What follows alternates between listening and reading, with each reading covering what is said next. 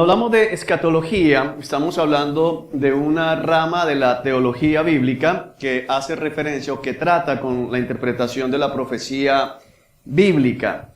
Al hablar de profecía bíblica tenemos que entender que estamos en temas que para nosotros como seres humanos muchos de ellos están velados o son velados hasta tanto el Señor da su significado apropiado. Otros han sido entendidos a lo largo de la historia del pueblo de Israel y de la iglesia cuando se da el cumplimiento de estos temas. Y específicamente el día de hoy vamos a estar trabajando con lo que está por venir, los eventos que están registrados en el libro del Apocalipsis. La palabra Apocalipsis hace referencia a revelación, es el libro de la revelación. Ahora, es importante entender este nombre porque es el nombre de la revelación de Dios, pero aún hay detalles que nos han sido guardados, nos han sido ocultados, y eso ha sido soberanía de Dios. Una de las cosas más necias que podemos hacer es tratar de darle significado a cosas que Dios, dentro del propio libro de la revelación, nos ha ocultado. Así que vamos a concentrarnos específicamente en aquellas cosas que nos han sido reveladas. Ahora bien, para entender lo que vamos a estudiar es importante tener claro que existen varias posiciones de interpretación escatológica. El libro del Apocalipsis es uno de los libros que más posiciones a lo largo de la historia ha tenido, y adicionalmente es una de las tardías ramas o tardíos libros que se ha dado a la iglesia en la tarea de estudiar. Ese es uno de los motivos por los cuales hay poca gente que también le da la importancia a este libro. La diferencia de posiciones doctrinales que se tienen en cuanto al libro de Apocalipsis tienen que ver precisamente con el método de interpretación que algunos usan para leer la palabra de Dios. Para todo efecto, a lo largo de todo el estudio, nosotros estamos adoptando el método de interpretación literal. ¿Qué significa? Estamos tomando la Escritura de acuerdo a lo que dice la Escritura en la medida en que sea posible tomarlo de esa manera. Es decir, estamos siguiendo la misma regla hermenéutica que estamos utilizando para la lectura y la interpretación de toda la palabra de Dios. La razón para este método de interpretación literal es que las profecías que Dios dio a su pueblo en el Antiguo Testamento, todas las que se han cumplido de manera literal. Es decir, cuando el Señor dijo que el Mesías nacería de una virgen, lo cual en ese momento era algo completamente absurdo, completamente fuera del orden natural y de las posibilidades humanas, se cumplió de manera literal. La muerte y la resurrección al tercer día se dio de manera literal. El lugar del nacimiento, todos los eventos que se dieron alrededor de Cristo, la tumba donde sería enterrado, lo que le dirían, cómo le pegarían, cómo lo maltratarían, todo se dio de manera literal.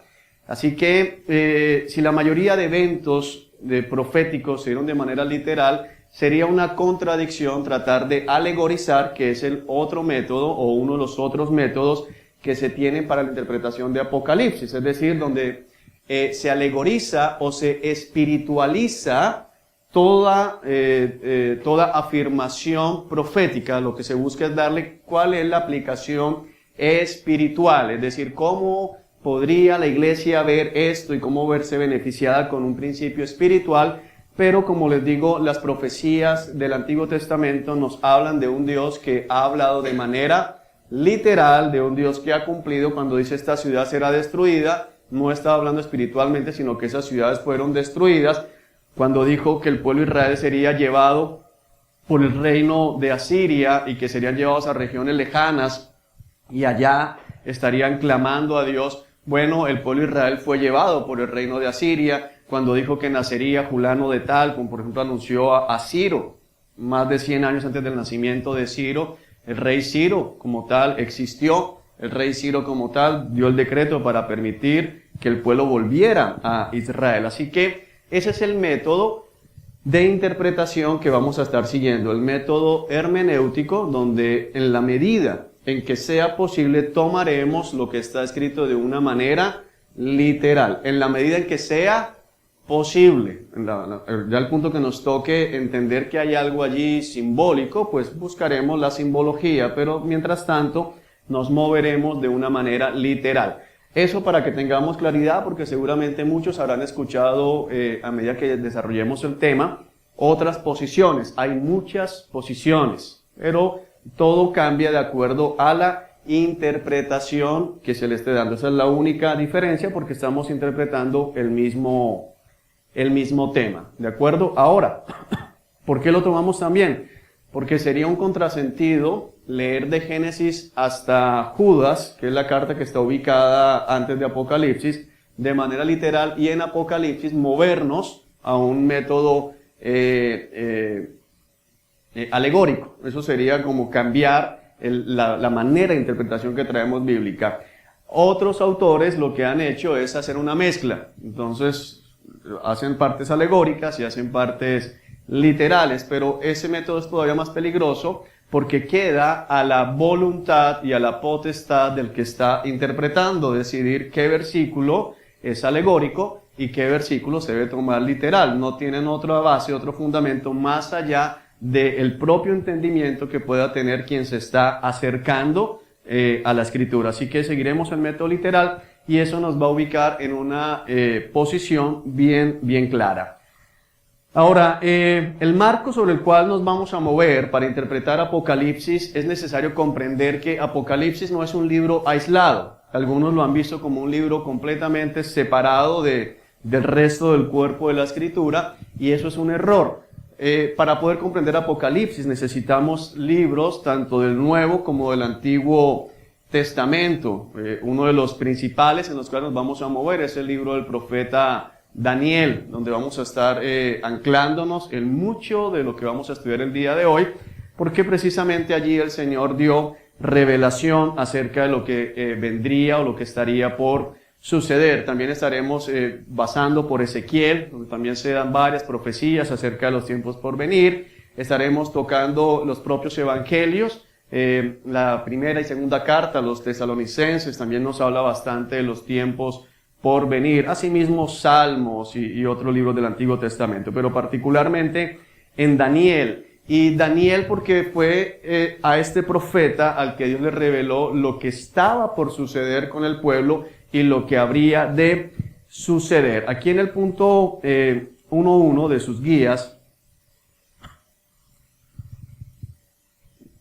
vamos a entender cosas que necesitamos. Lo primero es el concepto de los 4 reinos como tal que deben imperar en la humanidad, y que esos 4 reinos que están regidos por hombres tendrían que ser destruidos. Entonces la cita bíblica en la cual vamos a ir rápidamente, entonces ojalá pongan una marca en Daniel porque vamos a estar volviendo rápido cada rato a Daniel. Pongan ahí si tienen un separador o pongan un esfero, un lápiz para que les facilite.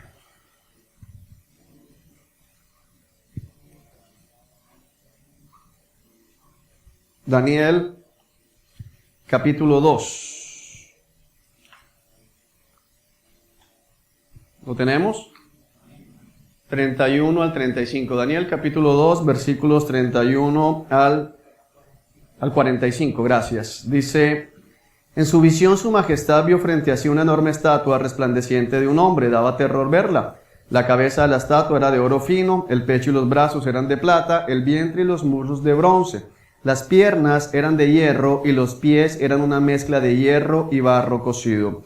Mientras usted observaba, una roca de una montaña fue cortada, pero no por manos humanas. La roca golpeó los pies de hierro y barro y los hizo pedazos. La estatua quedó reducida a pequeños trozos de hierro, barro, bronce, plata y oro.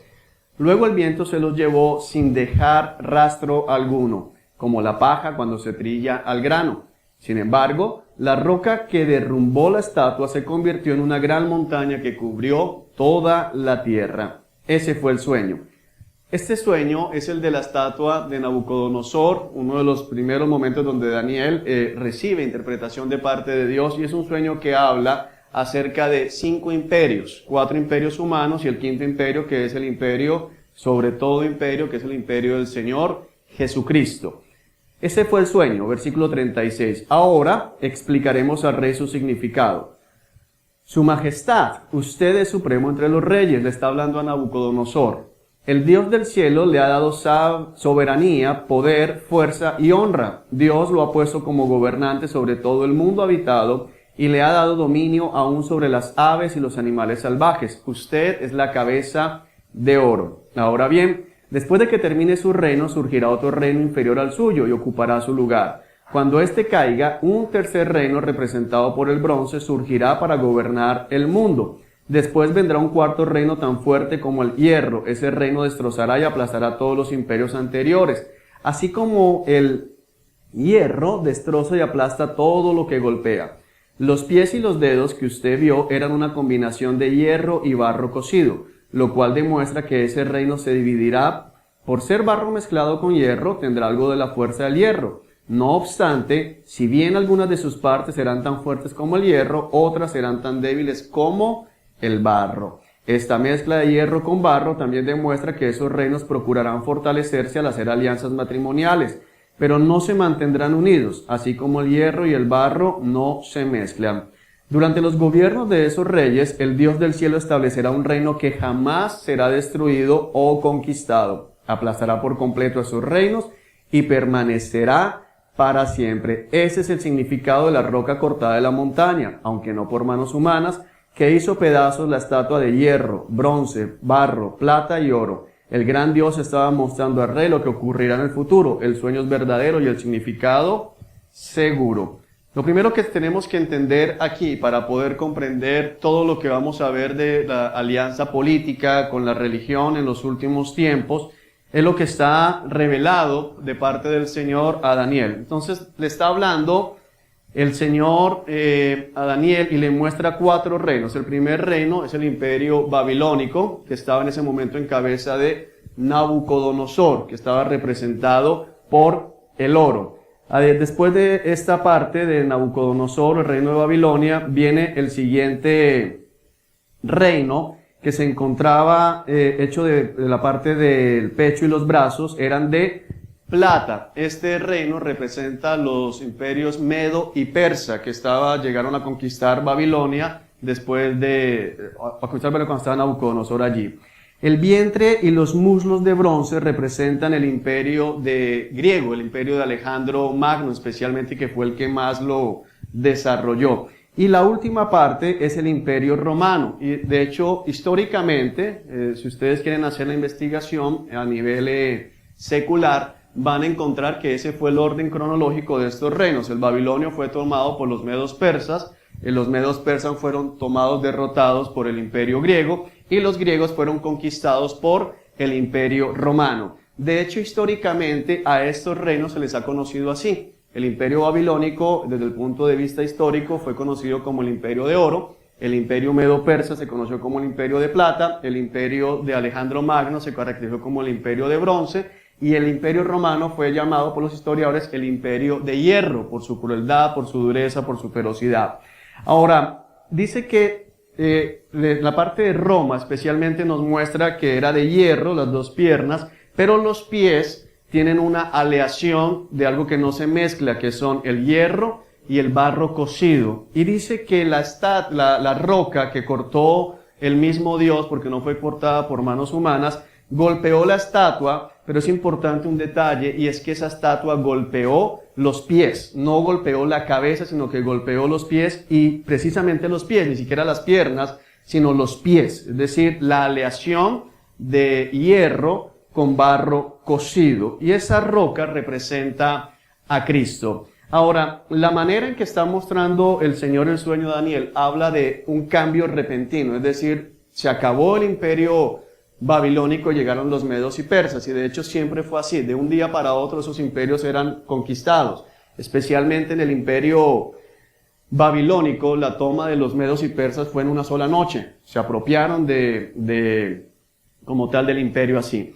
Pero históricamente hablando, el imperio romano no desapareció de la noche a la mañana, es decir, el imperio romano se aleja completamente, si pensáramos en que no está hablando del imperio romano, de esta descripción, porque se ubican dos fechas, más adelante volveremos sobre eso, se ubican dos fechas para hablar de la desintegración del Imperio Romano, uno hacia el 435, si no me falla la memoria, y otro hacia el año 1400, no recuerdo el dato exacto, en la parte de Constantinopla, donde se dividió el Imperio Romano en dos. Y de hecho la continuación de Roma como Estado se considera a nivel mundial una continuidad de ese Imperio Romano en la actualidad. Por eso es que Roma, o la Iglesia Católica Romana, con los países tiene una relación diplomática, porque Roma como tal, aunque es la capital de Italia, dentro de ella está el Vaticano, Ciudad del Vaticano, y es un país, es un estado completamente diferente, con leyes diferentes, con policía diferente, y lo que se conoce aquí como el nuncio apostólico, que es la cabeza de la Iglesia Católica en Colombia, en cualquier país, es el embajador. Entonces hay relación de estado, y de esa manera podemos ver que el Imperio Romano como tal no ha desaparecido. Y guardemos la imagen de la roca golpeando, la roca atacando directamente los pies, esa aleación de barro de hierro, con barro cocido, para poder entender lo que vamos a estar viendo más adelante. Otra figura que tenemos que tener en cuenta es el anticristo. Sobre el anticristo se han hablado muchas palabras al interior de la iglesia, se han escrito libros, se han hecho películas, hay gente que ha tenido pesadillas, hay gente que lo ha identificado, hay muchos personajes a la historia de la humanidad los que han dicho ese es el anticristo. Uno de los más recientes fue Hitler, en otro momento Saddam Hussein era el anticristo, pero lo mataron, y bueno, siguen pasando una cantidad de cosas y la gente va encontrando nuevos anticristos a los cuales achacarle todo lo que está sucediendo. Pero tenemos que comprender que el anticristo sí es una figura como tal bíblica, y vamos a ir rápidamente aquí en Daniel. Después vamos a estudiar a fondo el anticristo, pero ahorita necesitamos es saber que la palabra lo presenta. En Daniel, en el capítulo 7, del versículo 1 al 28, se nos habla precisamente de la aparición del anticristo. Aquí lo tenemos. Anteriormente, durante el primer año del reinado de Belsasar en Babilonia, Daniel tuvo un sueño y vio visiones mientras estaba en su cama. Puso el sueño por escrito y esto es lo que vio. Esa noche en mi visión, yo, Daniel, vi una tempestad que agitaba la superficie de un mar grande con vientos fuertes soplando de todas direcciones. Del agua surgieron 4 bestias enormes, cada una diferente de la otra.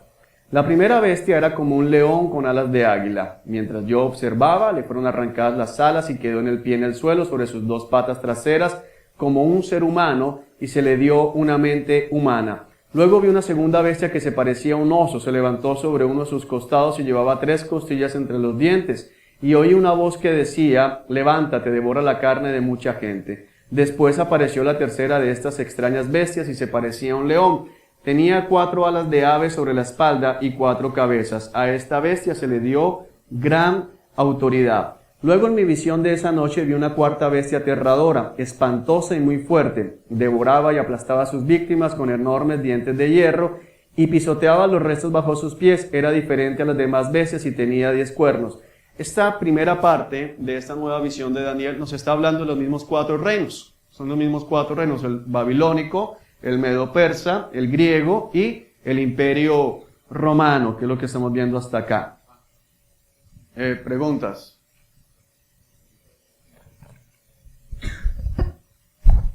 Mi pregunta es si esto que acabamos de leer es simbólico. La palabra bestia es simbólico y hace referencia aquí a imperios, sistemas de gobierno. Y es importante entender esa palabra bestia que vemos aquí en la visión de Daniel, porque ahorita que entremos de fondo a Apocalipsis vamos a encontrar la palabra bestia varias veces y tenemos que entender que usando la misma interpretación bíblica vamos a poder ver que las bestias que están allá, por un lado, como vamos a ver ahorita, hace referencia a un hombre, pero al mismo tiempo hace referencia a un imperio, a un sistema de gobierno. Versículo 8. Mientras yo miraba los cuernos en la escritura hacen referencia a poder, es decir, a gobiernos o a figuras de autoridad. Surgió de pronto otro cuerno pequeño entre ellos. 3 de los primeros cuernos fueron arrancados de raíz para darle lugar al nuevo. Este cuerno pequeño tenía ojos que parecían humanos y una boca que presumía con arrogancia. Este es el anticristo. Este pequeño cuerno es este gobernante que surge después de derrocar a otros 3 gobernantes, y dice que tenía ojos que parecían humanos y una boca que presumía con arrogancia. Observé mientras colocaban unos tronos en su lugar, y el anciano, este anciano con mayúscula es el mismo Señor, se sentó a juzgar. Su ropa era blanca como la nieve, su cabello se parecía a la lana más pura. Se sentó sobre un trono ardiente con ruedas en llamas, y un río de fuego brotaba de su presencia. Millones de ángeles le atendían, muchos millones se pusieron de pie para servirle. Entonces comenzó la sesión del tribunal y se abrieron los libros. Yo seguí mirando porque podía oír las palabras arrogantes del cuerno pequeño. Ese cuerno pequeño es el anticristo. Seguí mirando hasta que mataron a la 4ª bestia y su cuerpo fue destruido por el fuego. A las otras 3 bestias les quitaron la autoridad, pero se les permitió seguir con vida un poco más. Mientras continuó mi visión esa noche, vi a alguien parecido a un hijo de hombre descender con las nubes del cielo. Está hablando aquí del regreso de Cristo. Es importante entender que este regreso de Cristo lo vemos justamente después de la derrota que se va a dar, y lo vamos a mirar allá militarmente también, de este anticristo. Es un evento que va de la mano.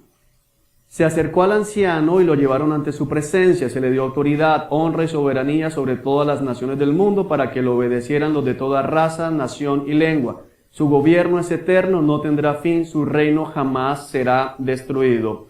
Daniel aquí nos está hablando de 2 eventos y eso es lo que vamos a aprender. En la profecía bíblica, dentro de la misma profecía vamos a encontrar profecías de cumplimiento cercano, profecías de cumplimiento a mediano y a largo plazo, y a unas que son de largo plazo que pueden estar separados por mucho tiempo, que es lo que tenemos que comenzar a comprender. Aquí, por ejemplo, estamos viendo el retorno de Cristo y estamos viendo 3 eventos. Estamos viendo el retorno de Cristo, que dice la palabra que de la misma nube, de la misma manera como fue llevado al cielo en medio de la nube, le veremos o le verán, dice regresar en medio de la nube. Después de que Cristo regrese, vemos que va a ejercer gobierno sobre todas las naciones del mundo. Eso está haciendo referencia al reino milenial, donde Cristo como tal va a estar reinando sobre la tierra. Y luego está hablando de un gobierno eterno que no tendrá fin. Está hablando ya a la vida eterna con Cristo, que se dará después de que finalice el milenio, se dé el juicio del trono blanco, la destrucción de todo y la recreación. Todo lo vamos a estudiar a detalle, pero lo importante es entender que Apocalipsis no fue sacado completamente de algo que llegó, sino que estaba anclado en la visión que Dios había dado desde mucho antes de la aparición en la tierra del mismo Mesías. ¿Ok? Si alguna cosa, levantan la mano. Yo, Daniel, verso 15, quedé muy angustiado por todo lo que había visto y las visiones me aterrorizaron. Así que me acerqué a uno de los que estaban de pie junto al otro trono. Y bueno, es importante ver que Daniel estaba aterrorizado. Es decir, Daniel vio cosas muy parecidas a las que vio el apóstol Juan, que también lo dejaron aterrorizado. Así que me acerqué a uno de los que estaban de pie junto al trono y le pregunté lo que significaba todo eso. Entonces me lo explicó así. Estas 4 bestias enormes representan a 4 reinos que surgirán de la tierra. Ahí tenemos la explicación. Son 4 reinos de la tierra. La palabra de la tierra significa que son reinos humanos. No es un reino espiritual, son reinos humanos. Pero al final el reino será entregado al pueblo santo del Altísimo y los santos gobernarán por siempre y para siempre. Aquí tenemos otra vez una profecía en 2 tiempos. El pueblo de Israel, el cumplimiento de lo que Dios ha dado, que Israel gobierne toda la tierra, se va a dar durante el tiempo del milenio y luego se hace referencia a la vida eterna después de que todo esto culmine. Entonces quise conocer el verdadero significado de la 4ª bestia, que era tan diferente a las demás y tan espantoso. Es decir, que nos muestra este último periodo de esta 4ª bestia como algo muy distinto a todo lo que hicieron las otras bestias, los otros gobiernos. Como lo vamos a ver, el gobierno del anticristo no va a tener comparación con toda la brutalidad y con toda la maldad y con todo lo que va a darse o que se puede mirar de los reinos anteriores, tomando los reinos babilónicos, medo-persas y griegos que realmente fueron terribles, y aún el propio Imperio Romano en su primera parte, que es la que vimos como las dos piernas de hierro. Había devorado y aplastado a sus víctimas con dientes de hierro y garras de bronce y pisoteaba los restos bajo sus pies. Si miramos hierro, bronce y pies, estamos viendo también allí lo mismo de las bestias, el oso que pisoteaba, los dientes, todo lo que vimos ahorita en la primera parte. También pregunté acerca de los 10 cuernos que había en la cabeza de la cuarta bestia y por el cuerno pequeño que surgió después y destruyó a 3 de los otros cuernos. Este cuerno parecía más grande que los demás y tenía ojos humanos y una boca que presumía con arrogancia. Mientras miraba, ese cuerno hacía guerra contra el pueblo santo de Dios y lo vencía. O sea que lo que vemos en Apocalipsis está anunciado. Hasta que vino el anciano, el Altísimo, y emitió un juicio a favor de su pueblo santo. Entonces llegó el tiempo para que los santos tomaran posesión del reino. Es decir, que aquí nos está volviendo a mostrar que lo que va a terminar el imperio del anticristo va a ser ¿qué? El retorno de Cristo. Es lo que viene a acabar con el imperio del anticristo. Después me dijo, esta cuarta bestia es la cuarta potencia mundial que gobernará la tierra. Será diferente a todas las demás. Devorará el mundo entero, pisoteando y aplastando todo lo que encuentre a su paso. Sus 10 cuernos son 10 reyes que gobernarán ese imperio. Luego surgirá otro rey diferente a los otros 10 y someterá a 3 de ellos. Desafiará al Altísimo y oprimirá al pueblo santo del Altísimo. Procurará cambiar las leyes de los santos y sus festivales sagrados, y ellos quedarán bajo el dominio de ese rey por un tiempo, tiempos y medio tiempo. Ahorita vamos a explicar eso, pero aquí nos está hablando de 3 años y medio, que es lo que se conoce como el periodo de la gran tribulación. Cuando tal vez ustedes han escuchado, bueno, pero ¿por qué saben que son 7 años? Eso está anunciado en Daniel. Y ahorita vamos a hacer el ejercicio bien a fondo. Entonces, ¿qué nos está diciendo? El momento en que el anticristo va a pisotear y a masacrar el pueblo de Dios. Aquí está haciendo referencia, es algo importante que muchos confunden al alegorizar Apocalipsis, es que el Apocalipsis tiene que ver con la iglesia al principio y al final, pero el grueso de Apocalipsis tiene que ver con Israel, no tiene que ver con nosotros, tiene que ver con Israel. El pueblo santo de Dios que habla el Antiguo Testamento no es la iglesia es un misterio revelado en el Nuevo Testamento. Los antiguos hombres de Dios en el Antiguo Testamento, valga la redundancia, no tenían idea de la aparición de la iglesia. Es el misterio que ellos querían conocer, pero que fue develado en el Nuevo Testamento. Entonces el pueblo santo de Dios en el Antiguo Testamento siempre está haciendo referencia a Israel. Eso es importante porque si bien alguien puede, entonces ¿para qué leemos nosotros el Antiguo Testamento? ¿Por qué? Porque Hebreos dice que todo lo que le sucedió al pueblo de Israel nos fue dejado a nosotros como ¿qué? Como advertencia. Entonces vemos principios de cómo Dios actúa, vemos principios de qué Dios espera de nosotros, pero no podemos olvidar que lo que está siendo relatado aquí es una visión para el pueblo santo del Señor. ¿Es una visión para quién? Para Israel, porque estamos en el Antiguo Testamento. Eso es importante comprenderlo. Y nos hace la referencia de cómo esta cuarta bestia será una potencia mundial. La palabra es clara en esto. No está hablando de un reinado por allí. No, yo creo que es el reinado de Sudáfrica. No, es una potencia mundial. Está hablando de un imperio mundial. Y como tal, después del imperio romano no se ha levantado otro imperio, y en orden cronológico, después de Babilonia, es el cuarto imperio. Y recuerden que la profecía dice que cuando venga la roca, ese imperio será quitado inmediatamente, y eso no ha sucedido con el imperio romano. Es una de las razones por las cuales, a la interpretación que se le da de manera literal, se ve el imperio de la bestia como una especie de despertar del imperio romano, pero no el imperio romano en sí mismo. Es importante ver eso porque va a ser mucho más cruel en todo sentido, pero al mismo tiempo mucho más débil que el mismo imperio romano, y eso tiene que ver con las alianzas que se van a dar en los tiempos por venir. Cuando dice el versículo 25, desafiará al Altísimo y oprimirá al pueblo santo del Altísimo, lo vamos a ver con detalle allá en Apocalipsis, el momento en que el anticristo justo en la mitad del periodo de tribulación, que será de 7 años, allí donde empiezan estos tiempos y medio tiempo, va a declararse a sí mismo como Dios y va a exigir que toda la tierra le adore solamente a Él, y va a establecer precisamente el templo de Israel que se va a reconstruir, eso está anunciado también, va a exigir que le adoren a Él como tal. Eso es lo que está descrito aquí.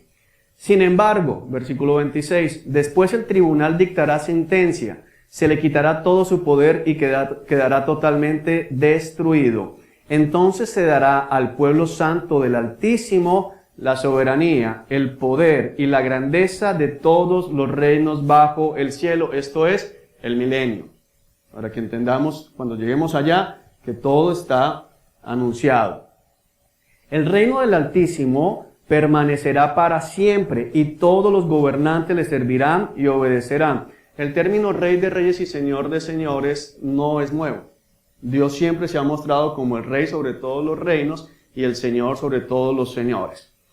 Aquí termina la visión. Yo, Daniel, estaba espantado por mis pensamientos y mi rostro estaba pálido de miedo, pero no le dije nada a nadie. Lo que vio Daniel es terrible.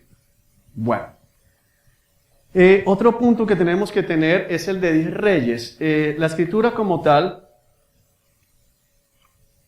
estos 10 reyes nos habla de una coalición de gobierno que se debe formar.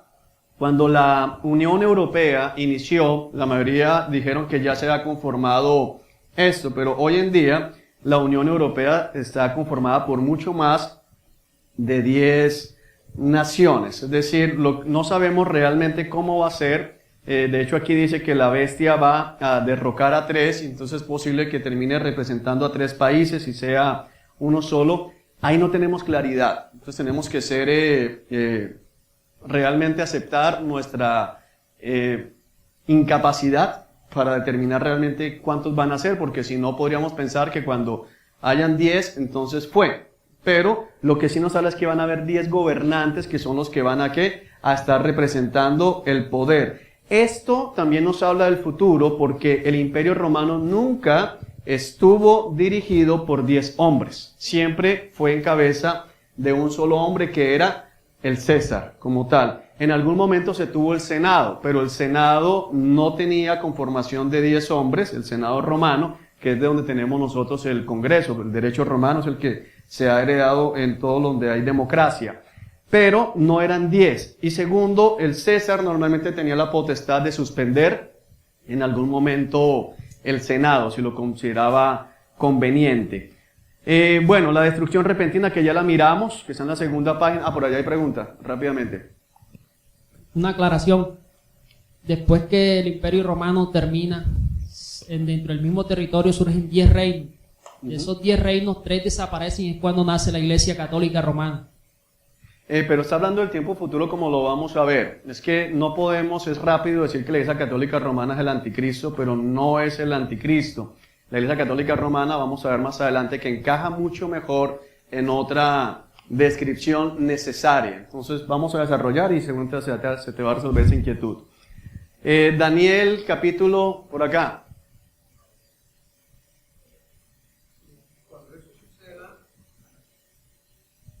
Cuando eso suceda, la iglesia ya no va a estar aquí. No va a estar aquí. Ok. Daniel capítulo 9. Ahorita vamos a mirar ese panorama profético de manera... otra pregunta, perdón. Una pregunta es que a mí alguien me decía, una persona que se decía llamar cristiano, me decía que el anticristo era el Papa. No. Precisamente por esto de que era un anciano de días con pelo como... No, es que es terrible, el anciano de días es el mismo Dios. Desde ahí ya no hay nada que hacer. Es uno de los títulos del Señor, el anciano de días. Terrible. Bueno, sigamos. Daniel, capítulo 9. Las 70 semanas. Presten atención porque esto es uno de los puntos de mucha discusión. Entonces, por favor, concéntrense acá y de ahí ya nos vamos a adentrar en Apocalipsis. ¿Listo? Daniel capítulo 9, versículo 20 al 27. Vamos a leerlo para que tengamos claridad aquí.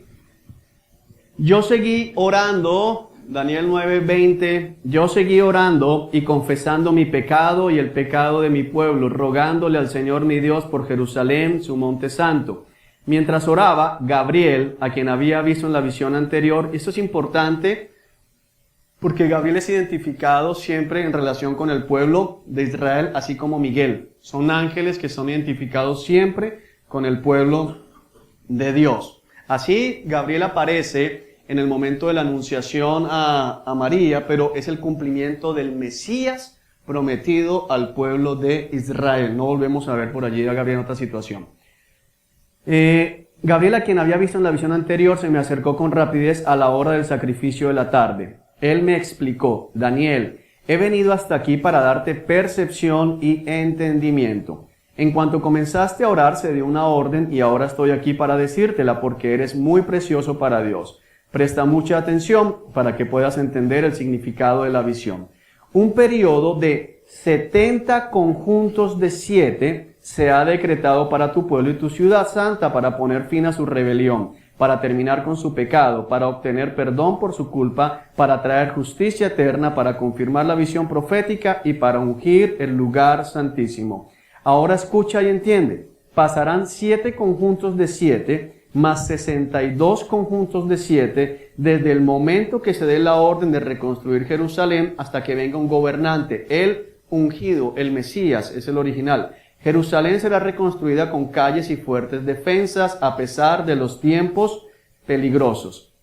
Después de este periodo de 72 conjuntos de 7, matarán al ungido sin que parezca haber logrado nada, y surgirá un gobernante cuyos ejércitos destruirán la ciudad y el templo.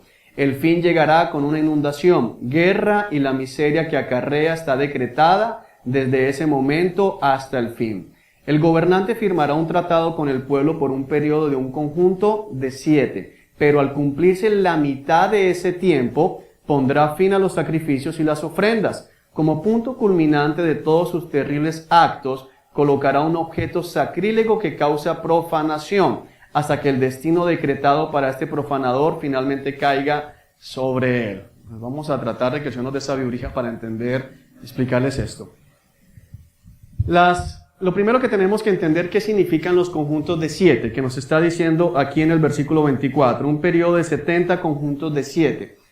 Los judíos tenían 2 sietes, 7 haciendo referencia a una semana, es decir, 7 días, y tenían otros 7 que eran 7 años como tal. Entonces tenemos que primero entender eso. Era una manera de ellos referirse o a 7 días o a 7 semanas. Eso lo sabemos por qué, por la tradición hebrea. Dentro del pueblo tenía 7 años. 7 años. ¿Dije semanas?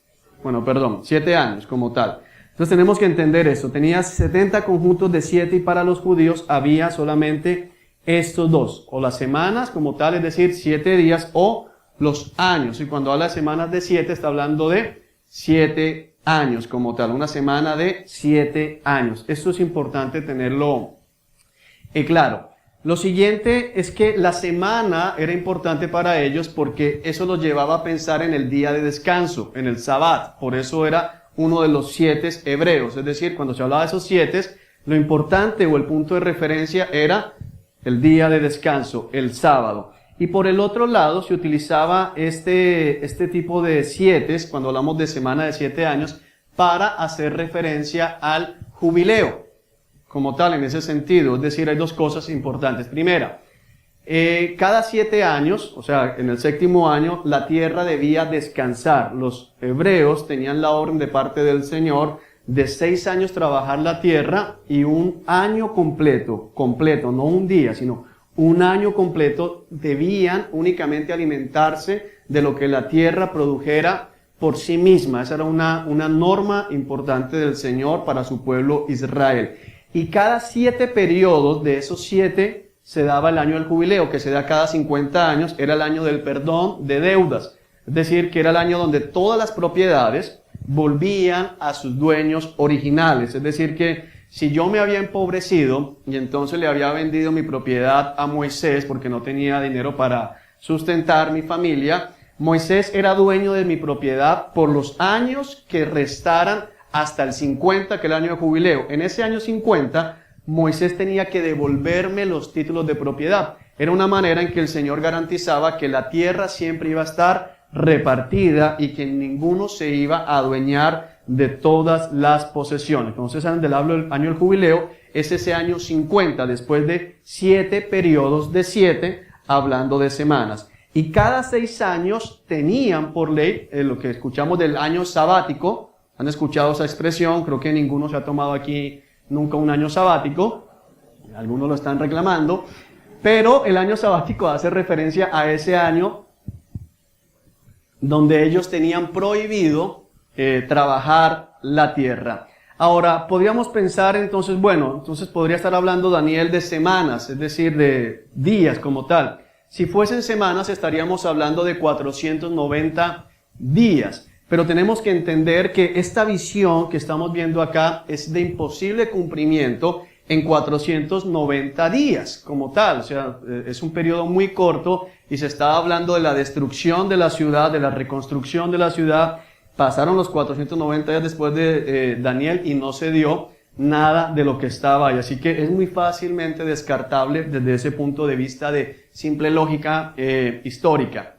Eso nos llevaría a pensar en 490 años, es decir, 7 periodos de 7. Nos lleva a 490 años.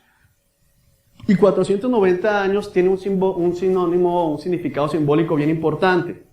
Daniel se encontraba precisamente en Babilonia, en ese momento junto a los cautivos del pueblo del Señor, porque ellos habían deshonrado la ley del Señor y habían dejado de descansar la tierra 70 años. Es decir, en un periodo de 490 años, ellos no guardaron el Sabbat. Hubo 490 años en que no cumplieron con el año sabático. Por eso dice que cuando Daniel se dio a inquirir las Escrituras, se dio cuenta de que el periodo determinado era en 70 años para la cautividad, porque era el mismo tiempo que ellos habían violado la ley al dejar la tierra sin descansar. Es decir que nosotros tenemos que comprender que Dios trabaja con simbología y fueron 490 años de desobediencia y se nos habla de que este periodo anunciado es un periodo ¿para qué? Para purificar al pueblo y restaurar al pueblo. 490 años, 7 periodos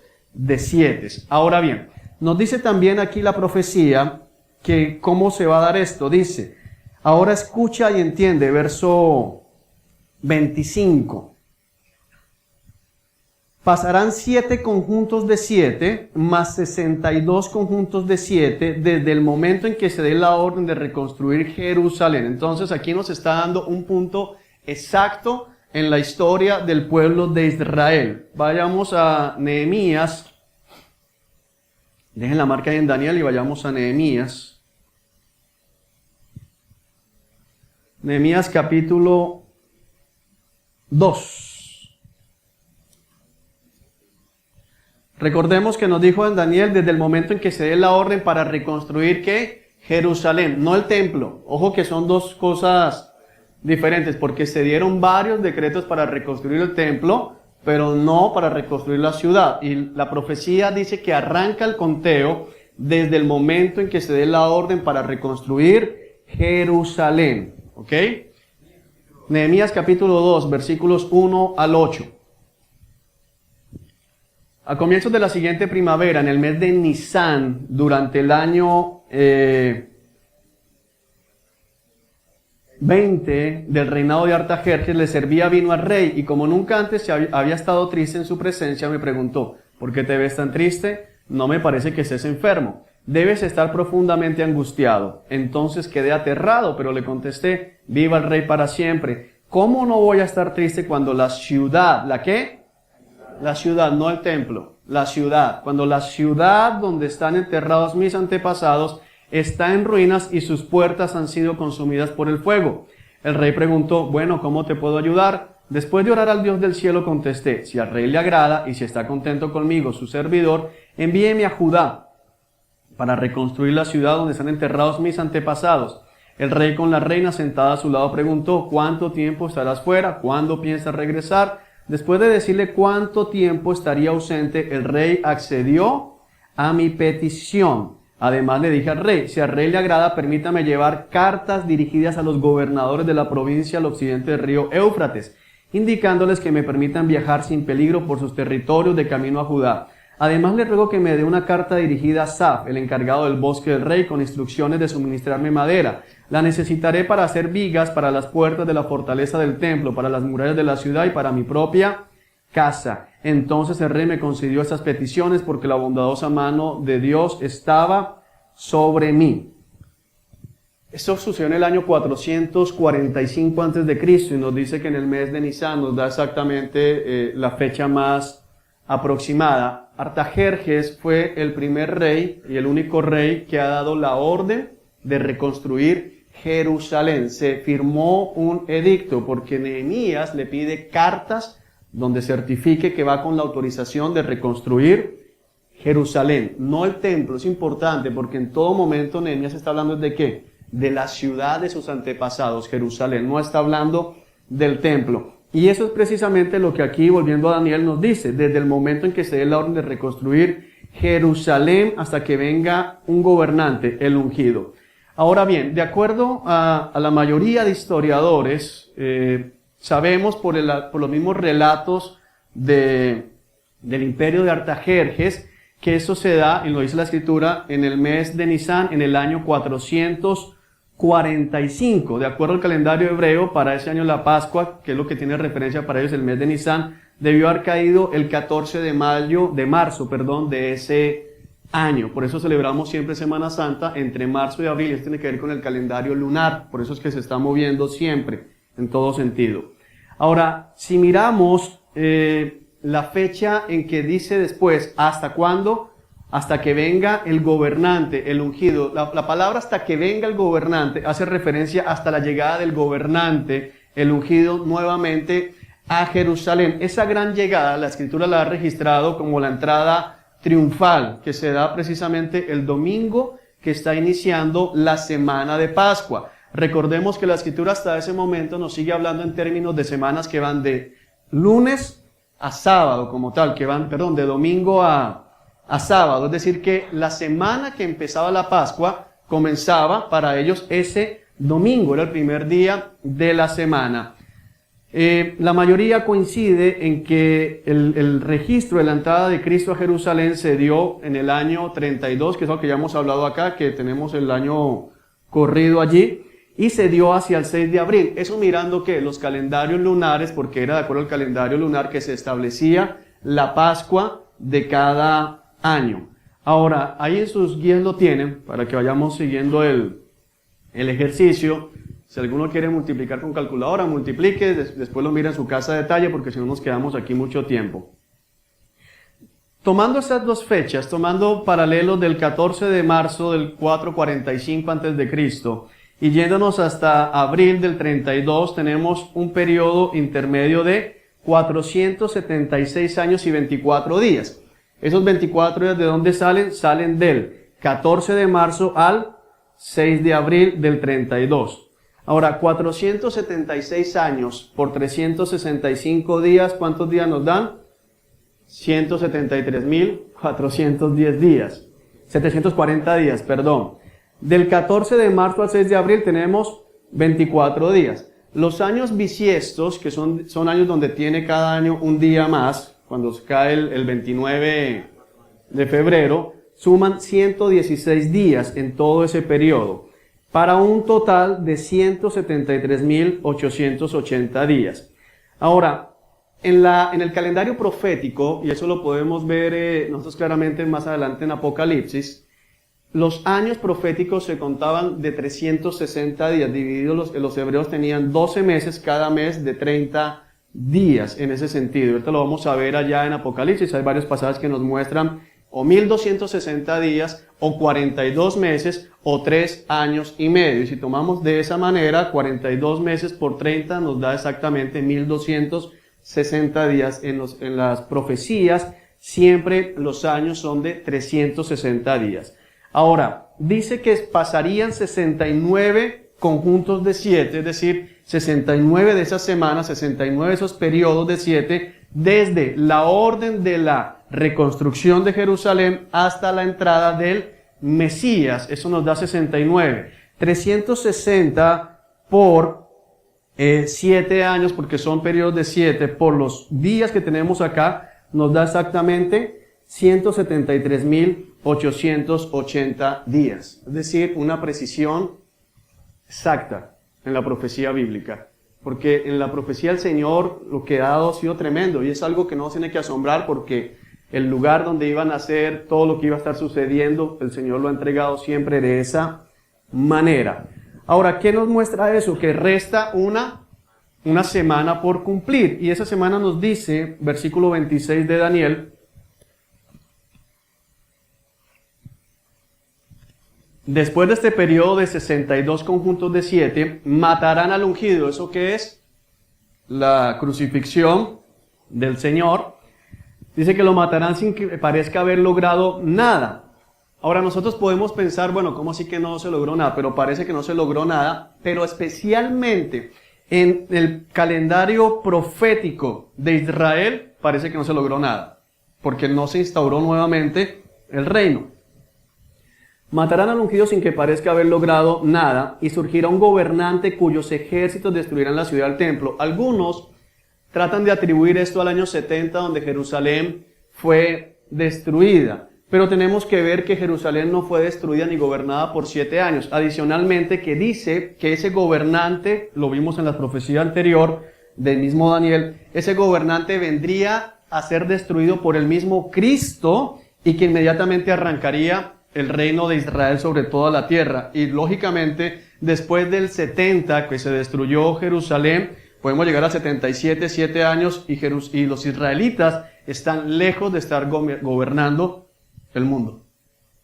Entonces, ¿por qué descartamos que fue eso? Porque no se ha cumplido el resto de la profecía y va pegadita. Adicionalmente dice esto, dice, el fin llegará con una inundación, guerra y la miseria que acarrea, está decretada desde ese momento hasta el fin. El gobernante firmará un tratado con el pueblo por un periodo de un conjunto de 7. Esa es la última semana, es decir, que ¿cómo inicia la última semana profética de Daniel? Con la firma de un tratado de paz. Y eso lo vamos a ver en Apocalipsis con uno de los sellos, que es la falsa paz, precisamente. Entonces por eso es importante entender acá, para que allá no estemos como perdidos y tengamos claridad de que no estamos especulando, sino que estamos interpretando Apocalipsis a la luz de todo lo que fue anunciado para ese periodo. Porque Daniel le dice aquí que es para ¿cuál tiempo? El tiempo del fin. ¿Vamos bien? ¿O alguno estaba perdido? ¿Vamos bien? Ok. El gobernante firmará un tratado con el pueblo. Recuerden que ese pueblo aquí siempre, ¿quién es? Israel. Con el pueblo por un periodo de un conjunto de 7, es decir, ¿por cuántos años? Por 7 años. Pero al cumplirse la mitad de ese tiempo, fíjense, es decir, ¿cuántos años? 3 años y medio. ¿Cuánto falta? 3 años y medio, que son un periodo de tiempo, tiempos y medio tiempo, que es lo mismo que nos dijo allá, que cuando falten esos 3 años y medio, este anticristo va a gobernar y va a mostrar realmente lo que es. Se va a quitar la careta y va a mostrar realmente quién es. Y nos dice lo mismo, pondrá fin a los sacrificios y a las ofrendas. Como punto culminante de todos sus terribles actos, colocará un objeto sacrílego que causa profanación hasta que el destino decretado para este profanador finalmente caiga sobre él. El Señor Jesucristo habló exactamente de esto en Mateo, cuando dijo, cuando vean la señal profana que anunció el profeta Daniel, la señal de sacrílega, lo que hagan allá. Casi todos hacen referencia a dos cosas, que van a sacrificar un cerdo, precisamente allí. Va a ser la manera en que se va a profanar el templo de Israel. Bueno, claro esto, que sin esto van a estar con un poco de preguntas allá cuando estemos hablando de, pero ¿por qué sale esa semana? Bueno, ya sabemos dónde sale la semana. ¿Tenemos claridad? Ok, entonces vamos a avanzar. Vamos, pásame la siguiente diapositiva, porfa. Aquí tenemos, igual si alguien quiere después miramos a fondo, pero atención acá, por favor. Esto es un panorama de lo que vamos a estudiar en lo que resta la tarde, como una especie de panorama profético de lo que está por venir. Entonces, Apocalipsis tiene varias divisiones. La primera parte, Apocalipsis capítulo 1 al 3, donde nos describe el tiempo de la iglesia todavía en la tierra, la carta a las 7 iglesias de Asia Menor, las cartas a las iglesias del Apocalipsis. Después de esto es lo que encontramos, y ahorita vamos a mirar por qué, el arrebatamiento o el traslado de la iglesia. Está descrito en 1 Tesalonicenses en el capítulo 4, ahorita vamos a ver allá. Arranca un tiempo donde la iglesia es en el cielo celebrando dos cosas o llevando a cabo dos cosas: el tribunal de Cristo o el juicio de la iglesia y las bodas o la celebración de las bodas del Cordero. Mientras que eso está allá arriba, Apocalipsis nos habla de periodo de 7 años, lo vamos a ver descrito, donde se está viendo la tribulación en la tierra, la cual está claramente diferenciada en dos periodos: un periodo de 3 años y medio, que es tribulación, y un periodo que se ha conocido como la gran tribulación, que lo nombra el Señor Jesucristo en Mateo, de 3 años y medio más. Al finalizar, finaliza esto con el retorno de Cristo, que lo vimos aquí en Daniel, y en Apocalipsis lo hemos descrito en el capítulo 19, el retorno de Cristo, ya no por la iglesia, sino con la iglesia para establecer su reino milenial. Ahí vamos a tener el juicio del trono blanco, 1000 años, que son literales de un periodo de reinado en la tierra, vamos a estudiarlo. Al final aquí me equivoqué, arranca el reino milenario con unos juicios terrenales, van a juzgar a los hombres vivos como tal, arranca el reino milenario, al final va a haber una gran rebelión que va a ser instigada por Satanás, viene el juicio final y pasamos al estado eterno, que es ya el proceso de recreación. Eso es lo que vamos a estudiar el día de hoy, pero para que tengamos como más o menos, y no estés preguntando, ¿y la iglesia dónde está ahí? Bueno, la iglesia, después de que sea trasladada, prácticamente hay silencio acerca de la iglesia en Apocalipsis, porque está arriba celebrando las bodas del Cordero. ¿Cómo sabemos eso? Vamos a comparar ahorita. Pero hasta aquí, ¿preguntas? ¿Claro? Ok. Bueno, entonces vamos a ir avanzando. Vamos a 1 Tesalonicenses. Hoy no vamos a estudiar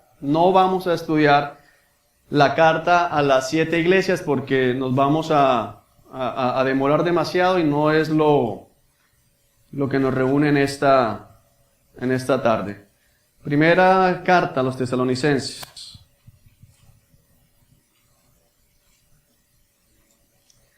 Vamos a ir mirando los eventos que están descritos aquí en la palabra, algunos en orden cronológico, otros no necesariamente, algunos de manera paralela.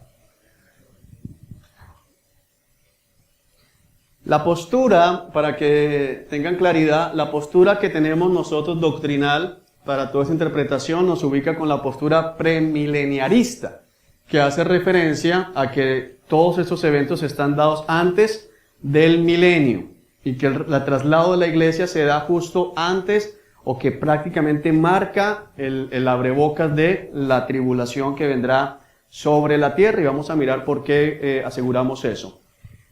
Entonces es importante lo primero, en 1 Tesalonicenses capítulo 4, versículos 13 en adelante, dice: y ahora, amados hermanos, queremos que sepan lo que sucederá con los creyentes que han muerto, para que no se entristezcan como los que no tienen esperanza. Pues ya que creemos que Jesús murió y resucitó, también creemos que cuando Jesús vuelva, Dios traerá junto con él a los creyentes que hayan muerto. Les decimos lo siguiente de parte del Señor: nosotros, los que todavía estemos vivos cuando el Señor regrese, no nos encontraremos con él antes de los que ya hayan muerto. Pues el Señor mismo descenderá del cielo con un grito de mando, con voz de arcángel y con el llamado de trompeta de Dios. Primero, los cristianos que hayan muerto se levantarán de sus tumbas. Luego, junto con ellos, nosotros los que aún sigamos vivos sobre la tierra, seremos arrebatados en las nubes para encontrarnos con el Señor en el aire. Entonces estaremos con el Señor para siempre. Así que anímense unos a otros con estas palabras. Entonces, lo primero que tenemos que ver es la teoría del rapto, y precisamente a qué hace referencia, qué es lo que nosotros como iglesia estamos esperando. Lo que se nos ha instado a nosotros a esperar precisamente es que Cristo venga a llevarnos. El pueblo de Israel, por el contrario, se le ha enseñado a esperar el retorno del Mesías. A nosotros se nos ha llamado en todo el Nuevo Testamento a esperar que Cristo venga para llevarnos con Él como tal.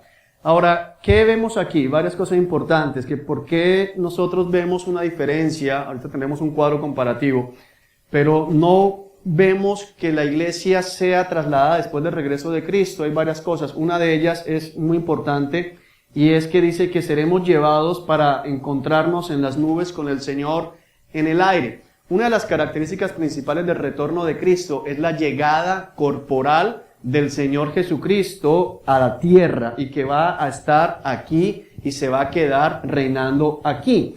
Mientras que en el traslado se habla de que el Señor llega únicamente hasta las nubes, los ángeles vienen por nosotros y nos llevan a encontrarnos con el Señor en el aire.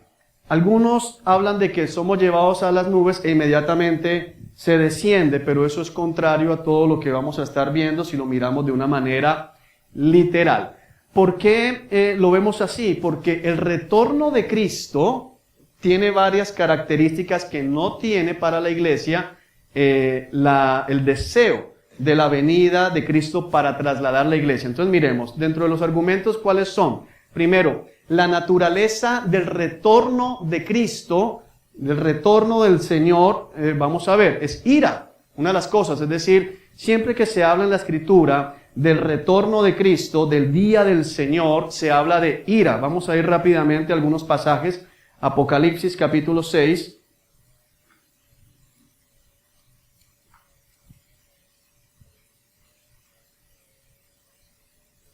Versículo 16. Dice: y gritaban a las montañas y a las rocas, caigan sobre nosotros y escóndanos del rostro de aquel que se sienta en el trono y de la ira del Cordero. El retorno de Cristo trae ira, es referenciado con ira. Mientras que para nosotros como iglesia, el regreso de Cristo para nosotros es un día de consolación, no de ira. Es un día de alegría, no un día de sufrimiento. Miremos Apocalipsis capítulo 11, versículo 18. Las naciones se llenaron de ira, pero ahora el tiempo de tu ira ha llegado. Es tiempo de juzgar a los muertos y de recompensar a tus siervos los profetas y también a tu pueblo santo. El pueblo santo del Señor, vuelvo a hacer referencia a Israel. Y todos los que temen tu nombre, desde el menos importante hasta el más importante. Es tiempo de destruir a todos los que han causado destrucción en la tierra. El regreso de Cristo por la iglesia no habla de destrucción en la tierra, habla de la iglesia siendo ¿qué? Trasladada para estar con el Señor. Vemos 14:19, Apocalipsis 14:19.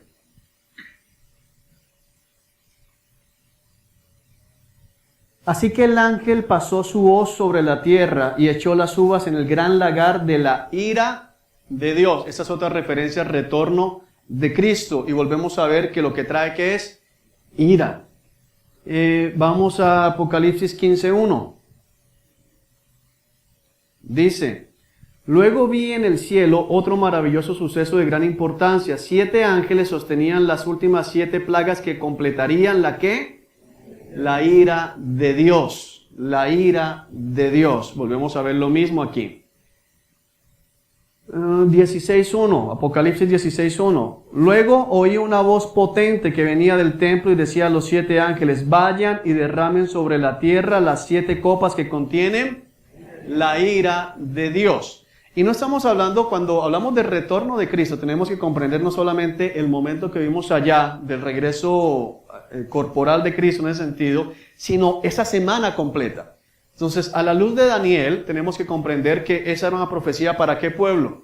Para Israel. Es Israel el que tiene que ver con esa última semana, y que toda la semana, independiente de que se acelere en la última mitad, es una semana caracterizada por ser un tiempo ¿de qué? De ira. La iglesia no está llamada para experimentar esa ira, sino por el contrario, para ser preservada de esa ira. Es decir, nuestra esperanza, dice la palabra que tenemos que apresurar la llegada de Cristo, pero nos estarían llamando a apresurar la llegada ¿de qué? De la ira sobre nosotros.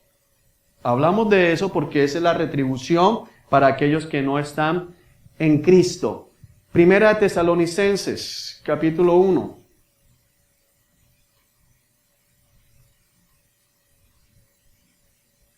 Versículo 9. Dice, pues no dejan de hablar de la maravillosa bienvenida que ustedes nos dieron y de cómo se apartaron de los ídolos para servir al Dios vivo y verdadero. También comentan cómo ustedes esperan con ansias la venida desde el cielo del Hijo de Dios, Jesús, a quien Dios levantó de los muertos. Él es quien nos rescató de los horrores del juicio venidero. Aquí está hablando claramente el apóstol Pablo diciendo a los tesalonicenses, están sufriendo, pero no se preocupen porque no se quedaron. Ellos estaban pensando que se habían quedado y que los quedaban muertos iban a perder todo esto, pero Pablo les dice, miren, Cristo nos va a rescatar del juicio venidero. 5:9, aquí mismo en Tesalonicenses, capítulo 5, versículo 9. Pues Dios escogió salvarnos por medio de nuestro Señor Jesucristo y no derramar su enojo sobre nosotros. Sin embargo, toda la parte de tribulación habla de derramar el enojo. Derramar el enojo. Hablando acerca de Apocalipsis, habla de derramar el enojo de Dios. Vayamos al Antiguo Testamento, unos profetas menores, Sofonías.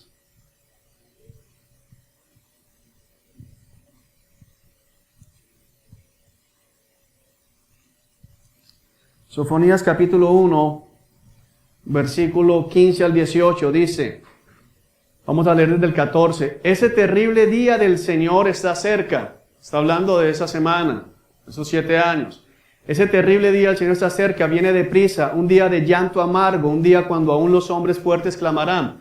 La iglesia no está esperando vivir eso. ¿Sí vemos eso?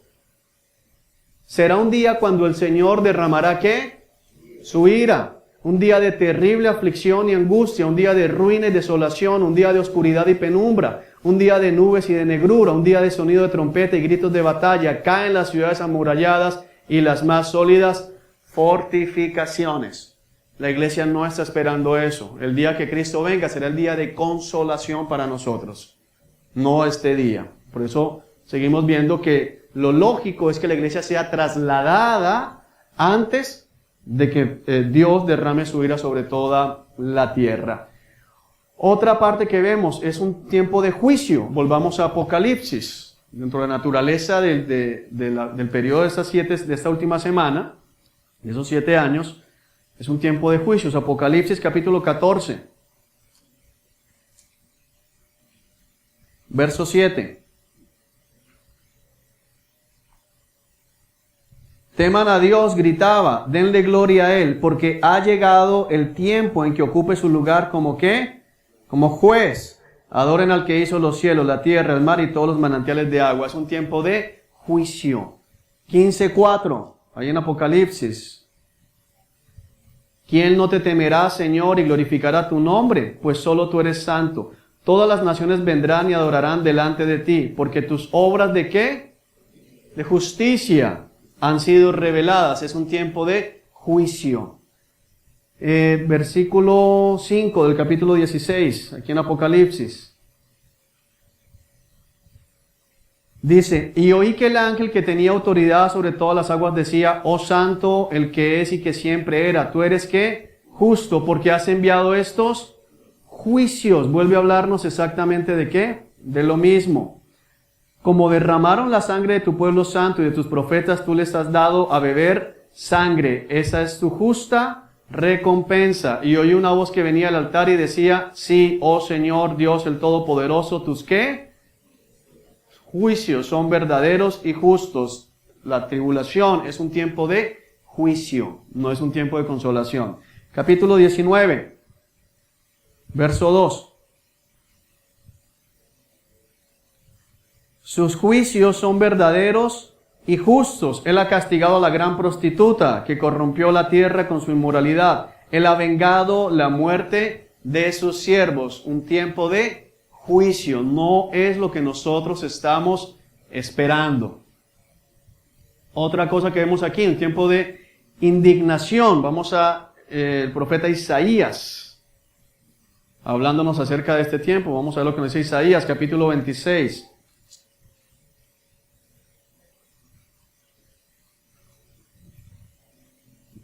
Verso 20 de Isaías. Dice,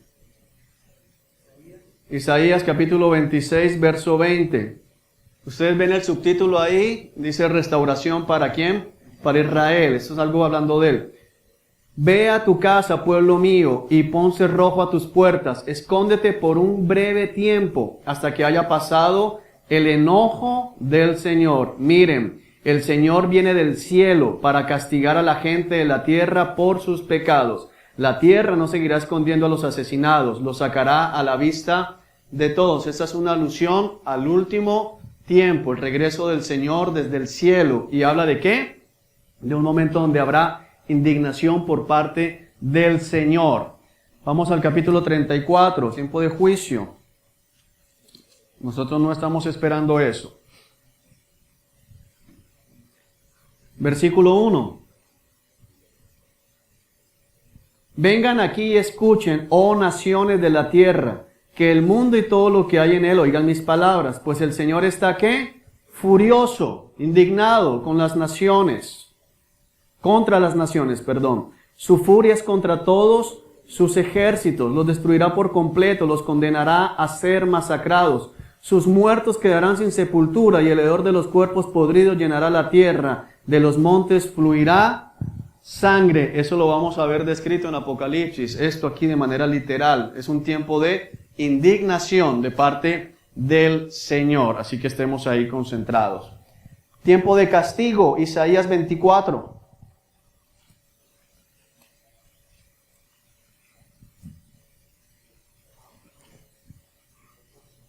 Versículo 20.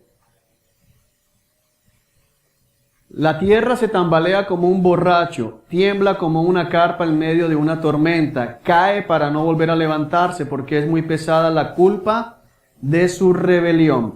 En aquel día el Señor castigará a los dioses de los cielos y a los soberbios gobernantes en las naciones de la tierra. Serán acorralados y echados a la cárcel, serán encerrados en prisión y por fin serán castigados. Esto es la parte, el capítulo 24, si miran el subtítulo que se le ha dado, es destrucción de la tierra. Eso tiene que ver con la tribulación, tiempo de castigo, lo que nos está hablando aquí el Señor. No es lo que la iglesia está esperando. Hora de prueba, naturaleza, es una hora de prueba. ¿Por qué sabemos que no es para nosotros? Porque la iglesia ya ha sido probada. La iglesia ya ha sido probada. El mundo es el que va a ser probado en ese sentido. Vamos a Apocalipsis, capítulo 3, versículo 10. Hablando de la iglesia de Filadelfia. Capítulo 3, versículo 10, y es un pasaje importante aquí. Dado que has obedecido mi mandato de perseverar, yo te protegeré del gran tiempo de prueba que vendrá sobre el mundo entero para probar a los que pertenecen a este mundo. El original dice la hora de prueba, es decir, una de las promesas que el Señor da a la iglesia es que lo va a preservar de la hora de prueba que viene sobre el mundo. Viene ese tiempo de prueba, la iglesia no está puesta para esa hora de prueba. Es una hora de angustia. Vamos a Jeremías, capítulo 30. Jeremías 30. Todo eso son, ahí hay pregunta, entonces que buscamos Jeremías 30. Te escucho. Entendiendo de que en ese momento la iglesia se encuentra en las bodas del Cordero, ¿verdad? Uh-huh. Esta hora de prueba, o sea, el Señor la hace para probar que en los hombres o... A Israel, como tal, a la nación. O sea, lo entiendo yo, no sé si estoy equivocado, como otra oportunidad. Sí, el tiempo de tribulación es un tiempo de mucha misericordia, es el tiempo de mayor evangelismo que se va a conocer, lo vamos a estudiar ahorita. Al contrario a lo que muchos creen, Apocalipsis provee juicio, pero también provee mucha oportunidad de salvación. Lo que pasa es que los que se salven allá, la mayoría se van a salvar a costo de su propia vida, literalmente. Pero es un tiempo de oportunidad de arrepentimiento. Tienes razón en eso. Jeremías capítulo 30, verso 7. Dice, en toda la historia nunca ha habido un tiempo de terror como este. Será un tiempo de angustia para mi pueblo Israel, o para Jacob, como dice en el original. Está hablando de quién, del pueblo de Israel, pero al final será salvo. Es decir, vamos a terminar viendo, al final de Apocalipsis, que el pueblo de Israel realmente se va a cumplir el propósito y Dios va a salvar su pueblo. Ahora, no todos, sino vamos a ver esa preservación, pero lo importante es ver ahorita por qué aseveramos, para poder estar tranquilos en medio de lo que vamos a explicar, por qué aseveramos que vamos a ser llevados antes de que todo porque todas las referencias bíblicas del periodo de tribulación están haciendo referencia a cosas, primero Israel, como lo vimos en Daniel, pero también a situaciones y circunstancias que son ajenas a lo que se le ha prometido a la iglesia. A la iglesia se nos ha dicho, sufre ahorita, pero después va a venir la otra cosa, pero a los demás no se les ha dicho eso, ¿ok? Un tiempo de destrucción. Joel, vamos aquí a uno de los profetas menores, Joel. Joel capítulo 1, verso 15, dice, el día del Señor está cerca. El día del Señor es una referencia inequívoca a ese tiempo. El día del Señor está cerca. El día cuando la ¿qué? Destrucción viene de parte del Todopoderoso. Qué terrible será aquel día para nosotros como iglesia, el día del regreso de Cristo. Por nosotros no es un día de destrucción, es un día de ¿qué? De celebración, es un día de esperanza. Maranata, Cristo viene, era la manera en que los antiguos cristianos se saludaban y se despedían. ¿Por qué? Porque era la mejor esperanza. Mira, estás mal, pero Maranata, Cristo viene. Maranata, Cristo viene. Maranata, Cristo viene. Si la llegada de Cristo para la iglesia implicara esto, yo decirte Maranata, oye, pero ¿por qué? ¿Por qué? Déjame a mí quieto. Y entonces veríamos que los que iban muriendo estaban mejor. Porque, pues, ¿por qué quiero estar yo vivo cuando Cristo venga? Mejor haber muerto antes de que Él venga para no pasar por todo lo que está anunciado. ¿Sí lo vamos viendo? Ok. Vamos aquí a mismo Joel. Es un tiempo de tinieblas, pero para nosotros lo que dice es que va a resplandecer la luz. Joel capítulo 2. 2.2. Joel 2.2. Sigue hablando del día del Señor y dice, es un día, para que quede claro, miremos el 1. Toquen alarma en Jerusalén, den el grito de guerra en mi monte santo, que todos tiemblen de miedo porque está cerca el día de ¿qué? Del Señor. Tribulación, Apocalipsis. Es un día de oscuridad y penumbra, un día de nubes densas y sombras profundas. De repente, como el amanecer se extiende sobre las montañas, aparece un ejército grande y poderoso. Nunca antes se había visto algo semejante ni volverá a verse jamás. Un día de oscuridad. Eso no es lo que representa para nosotros el regreso de Cristo. Eso vendrá sobre la humanidad, no sobre nosotros. Sofonías.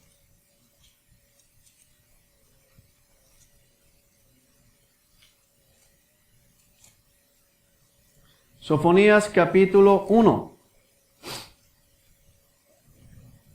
Verso 14. Ese terrible,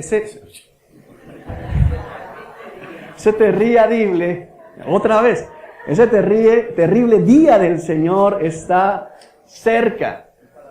Ese terrible día del Señor está cerca. Viene deprisa. ¿Un día de qué?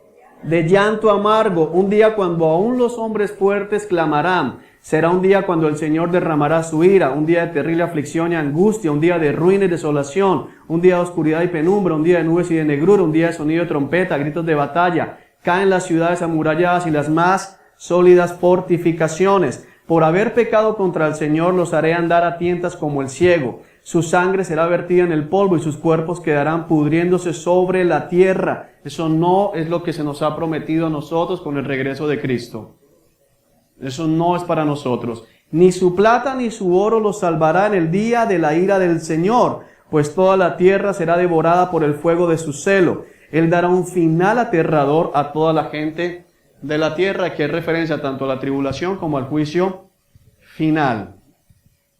Vamos a Amós, otro profeta menor.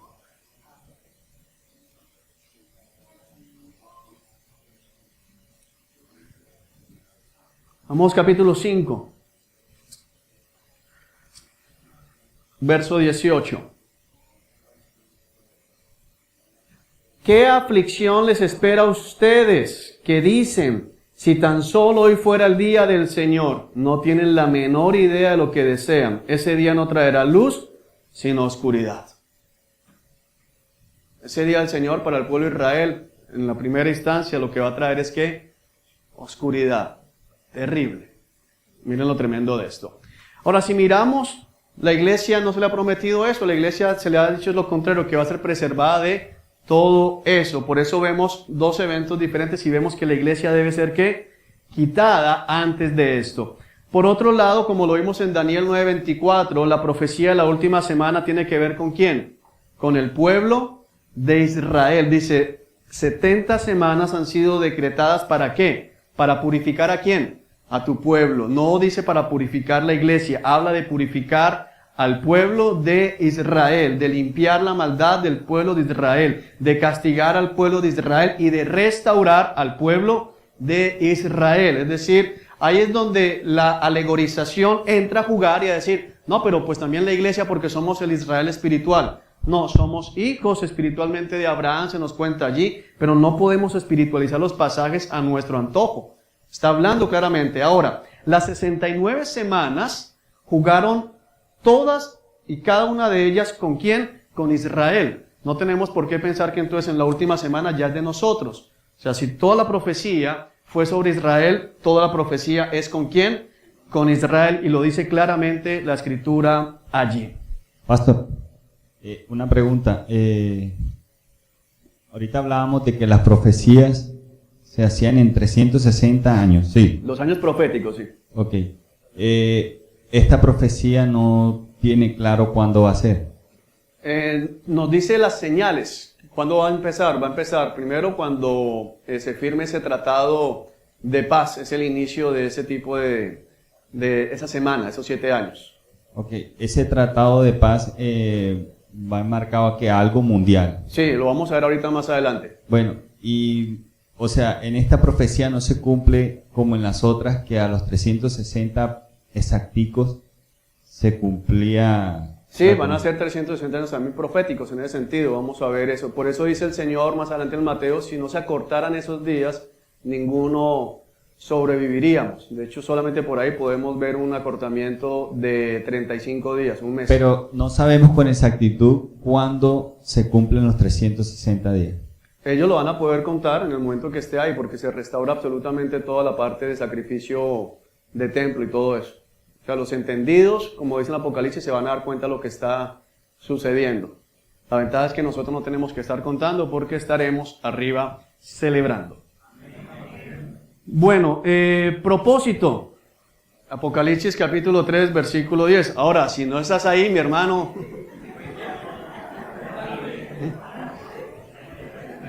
Ahí es otra cosa. Yo no, por eso les dije a mí no me asusta Apocalipsis, yo estoy fresco.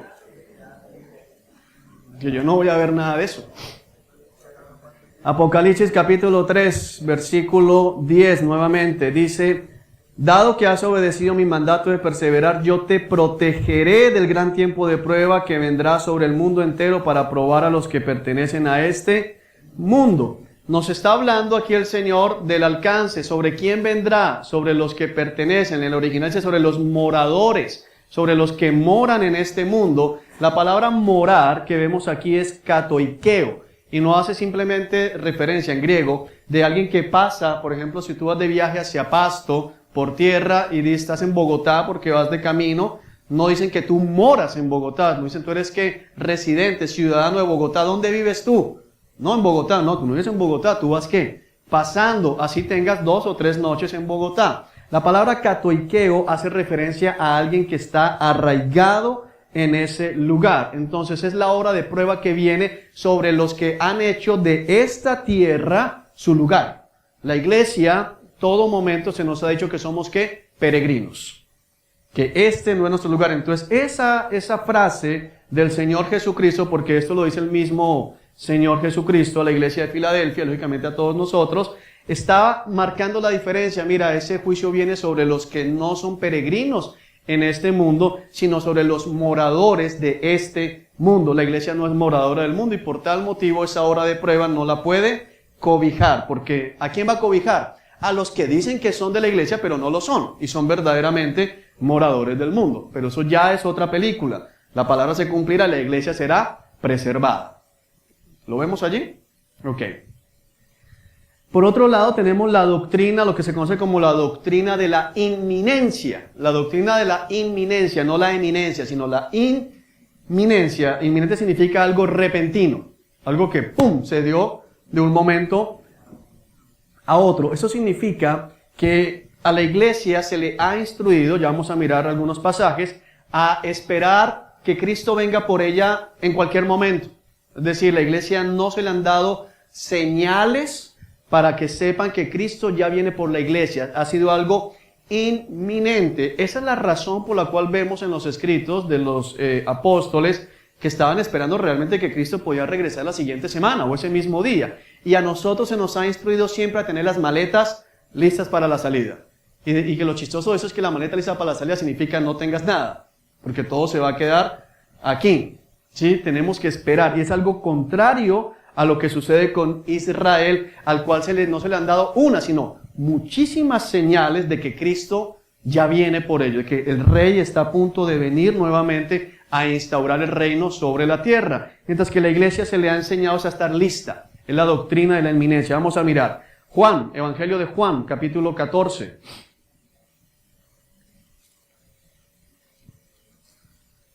Juan 14, 23.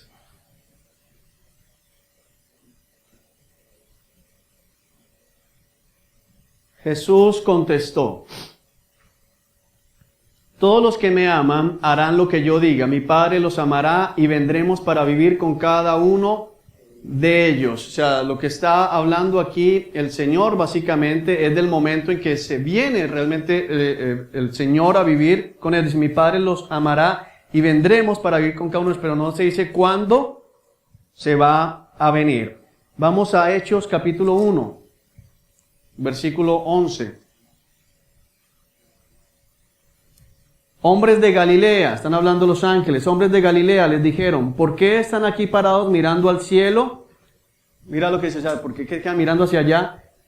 Jesús fue tomado de entre ustedes y llevado al cielo, pero un día volverá del cielo de la misma manera en que lo vieron irse. Dice que un día, cualquier día, o sea, ¿hasta en qué? Listos, Él volverá de la misma manera, pero un día. Tenemos 1 Corintios, capítulo 15.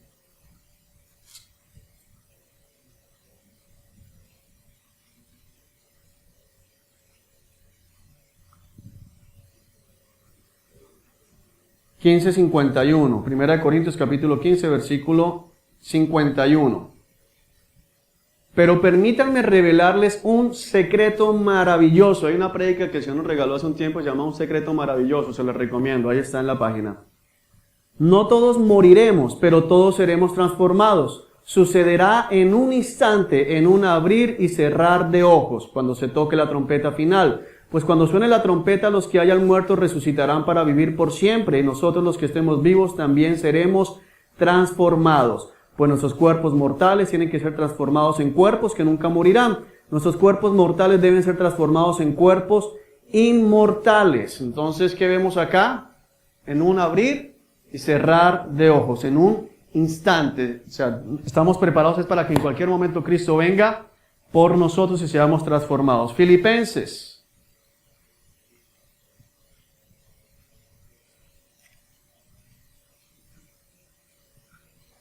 Capítulo 3, verso 20.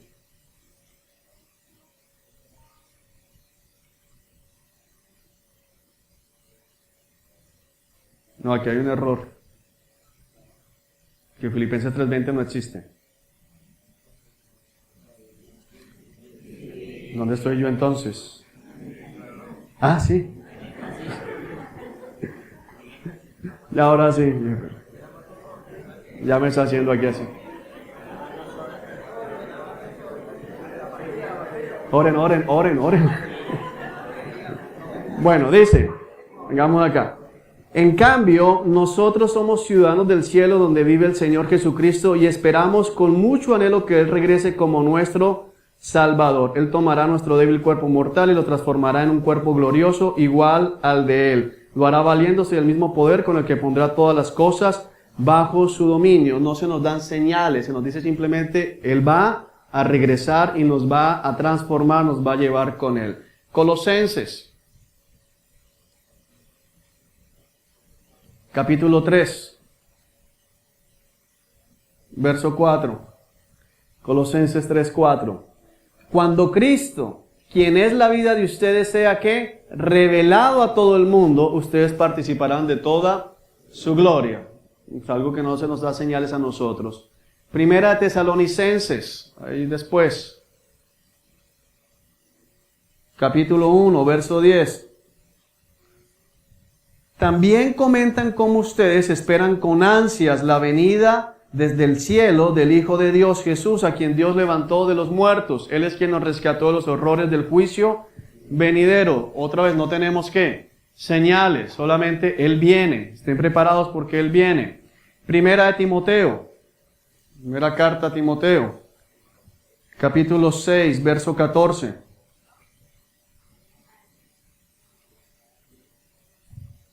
¿Tenemos? La parte ven adelante. Entonces nadie podrá encontrar ninguna falta en ti desde ahora y hasta que nuestro Señor Jesucristo regrese, pues en el momento preciso Cristo será revelado desde el cielo por el bendito y único Dios Todopoderoso, el Rey de todos los reyes y el Señor de todos los señores. Es decir, en el momento preciso no tenemos ¿qué? Señales, es algo inminente. Estén preparados, estén listos porque Cristo va a regresar. Santiago, capítulo 5. Verso 8, Santiago 5, 8. Ustedes también deben ser pacientes, anímense porque la venida del Señor está cerca. Eso se escribió en el 49. Vamos en el 2032, pero ¿qué le dijo el Señor? ¿Está qué? Cerca. El propósito es siempre mantenernos como listos. Pilas, que puede venir hoy. Puede venir en ese momento, puede llegar ya. ¿Cómo? ¿Qué dije? Somos graves.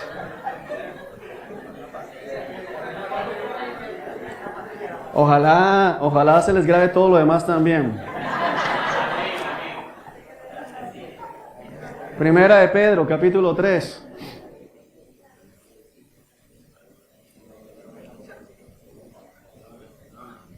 Primera de Pedro, capítulo 3, versículo 3. ¿Lo tenemos?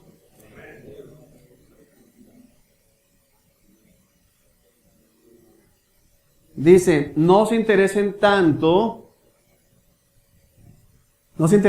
por la belleza externa, los peinados extravagantes, las joyas costosas o la ropa elegante. En cambio, vístanse con la belleza interior, la que no se desvanece, la belleza de un espíritu tierno y sereno, la que es tan precioso a los ojos de Dios. ¿De qué nos está hablando acá? No se preocupen de las cosas de este mundo, sino de que lo que es agradable a Dios. ¿Por qué? Porque eso es lo importante. Por toda la Escritura, la palabra nos está llevando a nosotros a estar atentos al regreso del Señor, atentos al momento en que el Señor volverá por la iglesia. No se nos habla a nosotros precisamente de estar moviéndonos por allí. Vamos a segunda carta del apóstol Pedro también. Segunda carta de Pedro, capítulo 3, versículo 3. Sobre todo quiero recordarles que en los últimos días vendrán burladores que se reirán de la verdad y seguirán sus propios deseos. Dirán, ¿qué pasó con la promesa de que Jesús iba a volver? Desde tiempo antes de nuestros antepasados, el mundo sigue igual que al principio de la creación. Allí nos dice más adelante en el versículo 8 que un día para el Señor son como ¿qué? 1000 años y 1000 años como un día. Es decir, no se preocupen por señales y por fechas, solo tengan claro que Cristo volverá. Entonces, a la iglesia no se le han dado señales, a la iglesia no se le ha pedido estar atentos a los movimientos de los astros, a los movimientos de los gobiernos, sino a estar atentos a que Cristo viene. Estén siempre preparados, estén siempre alertas. Y eso es muy diferente con lo que vemos acerca del retorno de Cristo para el día del Señor. Y por otro lado, tenemos otra cosa que nos habla acerca de esto en segunda de Tesalonicenses.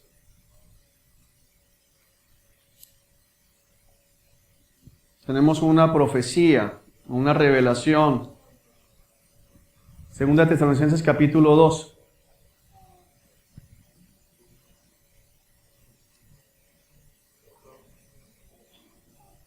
1 en adelante. Si ven el subtítulo es Acontecimientos para la segunda venida del Señor. Ahora, amados hermanos, aclaremos algunos aspectos sobre la venida de nuestro Señor Jesucristo y cómo seremos reunidos para encontrarnos con Él. No se dejen perturbar, ni se alarmen tan fácilmente por los que dicen que el día del Señor ya ha comenzado. Fíjense, esta era gente que hablaba de que ya la tribulación había empezado y decía que la iglesia estaba en la tribulación. Ahora, ¿por qué los hermanos de Tesalónica estaban siendo perturbados? Porque estaban sufriendo tanta persecución que les habían dicho, mis hermanos, ustedes ya están ¿en qué? En la tribulación. Ya empezó el periodo de prueba que está anunciado en el Antiguo Testamento. Estaban asustados, pero dicen, no se dejen perturbar ni se alarmen tan fácilmente por los que dicen que el día del Señor ya ha comenzado. El día del Señor que está hablando aquí es el mismo día del Señor que habla en el Antiguo Testamento, ese tiempo de tribulación. No les crean, ni siquiera si afirman haber tenido una visión espiritual o una revelación o haber recibido una carta supuestamente de nosotros. No se dejen engañar por lo que dicen, pues aquel día, ¿cuál día? El día del Señor no vendrá hasta que haya una gran rebelión contra Dios y se dé a conocer el hombre de anarquía, aquel que trae destrucción, el hijo de pecado. Ese es el anticristo. Ese día no se va a dar, ese periodo de tiempo no va a iniciar hasta que se revele el anticristo. Y eso es completamente consecuente con lo que vimos en Daniel capítulo 9. Es exactamente lo mismo. Es decir, ¿qué está diciendo el apóstol Pablo o el Señor a través de Pablo aquí? No va a empezar la tribulación hasta que no se revele el anticristo. Y dice aquí adicional, se exaltará a sí mismo y se opondrá a todo lo que la gente llame Dios y a cada objeto de culto. Incluso se sentará en el templo de Dios y afirmará que Él mismo es Dios. Es decir, que para que esto se dé tiene que haber reconstrucción del templo. El templo fue destruido en el 70 y hasta que no se reconstruya el templo no se va a poder manifestar todo esto. A ver si por aquí pregunta.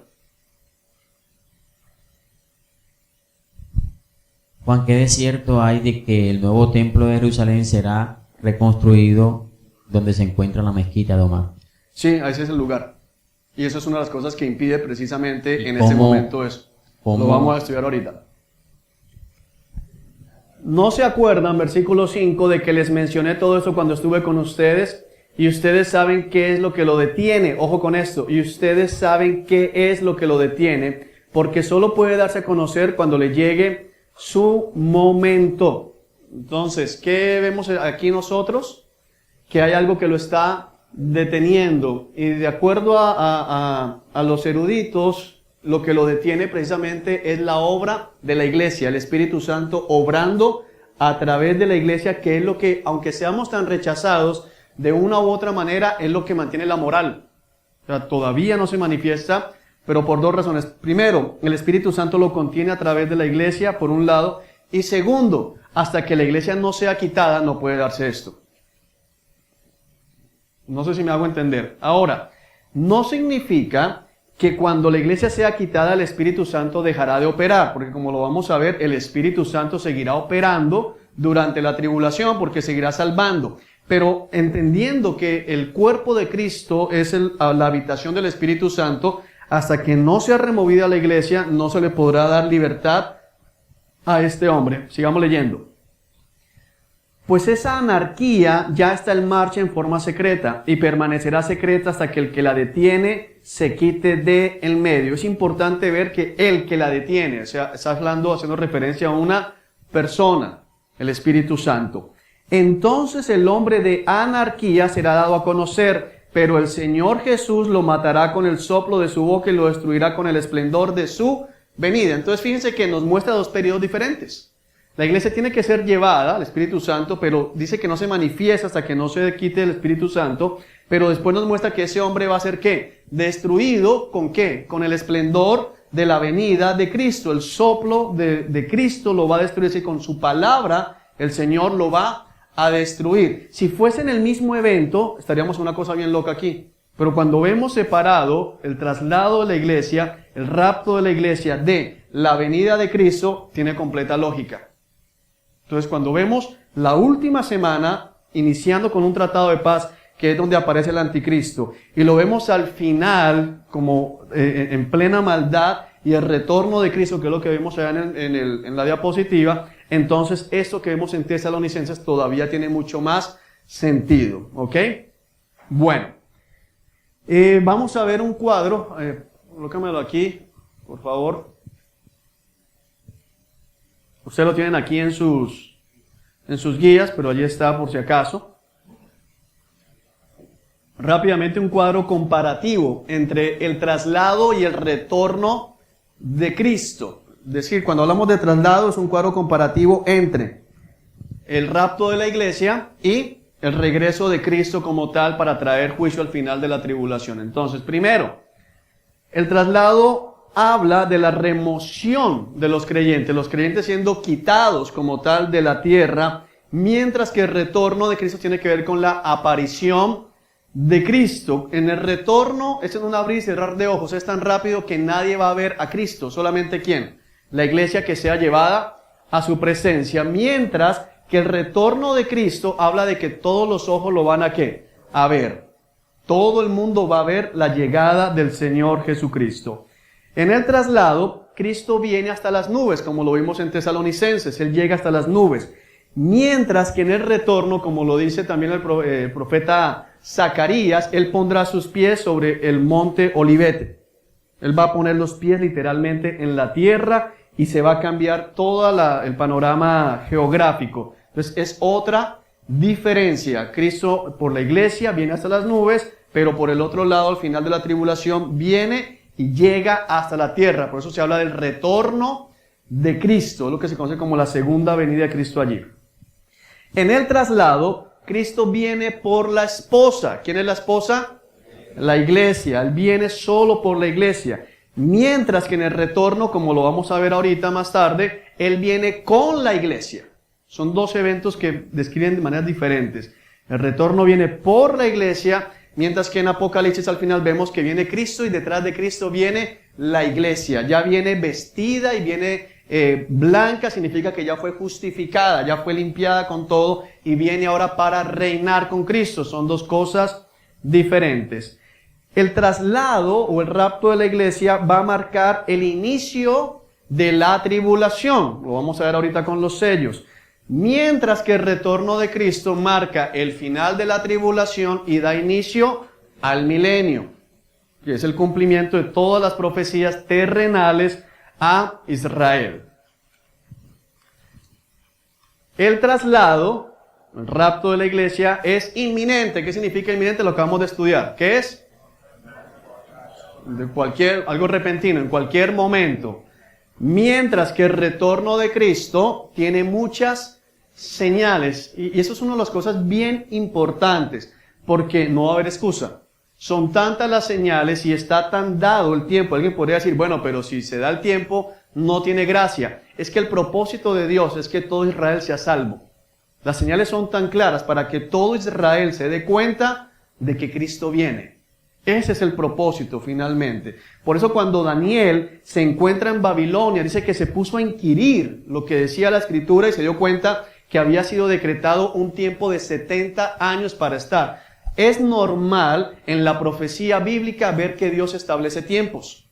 Dios le dice a Abraham, tu descendencia será esclavizada por un periodo de 400 años en Egipto. Después el Señor le habla, le dice a Abraham, de aquí a un año volveré y va a estar tu esposa ya con un hijo en su seno.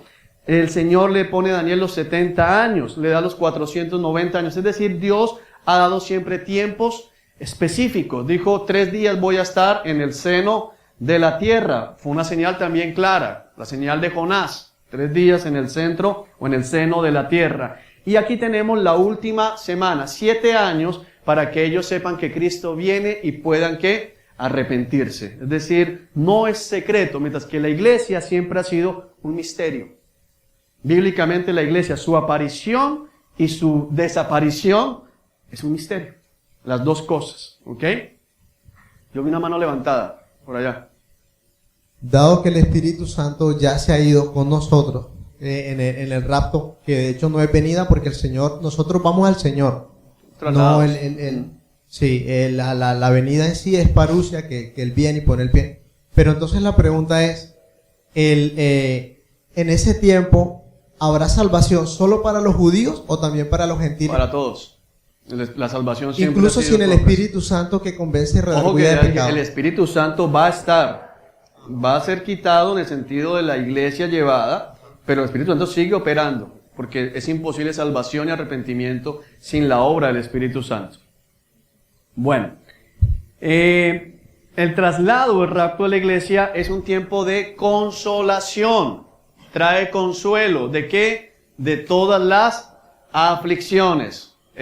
No se distraigan, este sufrimiento por un breve periodo de tiempo va a redundar en cosecha de alegría. Mientras que el retorno de Cristo, ya lo estudiamos, trae ¿qué? Juicio.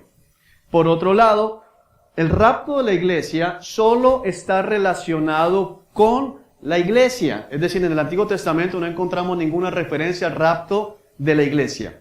No se encuentra en todo el Antiguo Testamento un solo pasaje que hable de la iglesia siendo trasladada. Aunque vimos hombres trasladados como Enoc, como Elías, como tal, bien especificado, no se habla de un traslado colectivo. Eso solo aparece en Tesalonicenses hablando de la iglesia.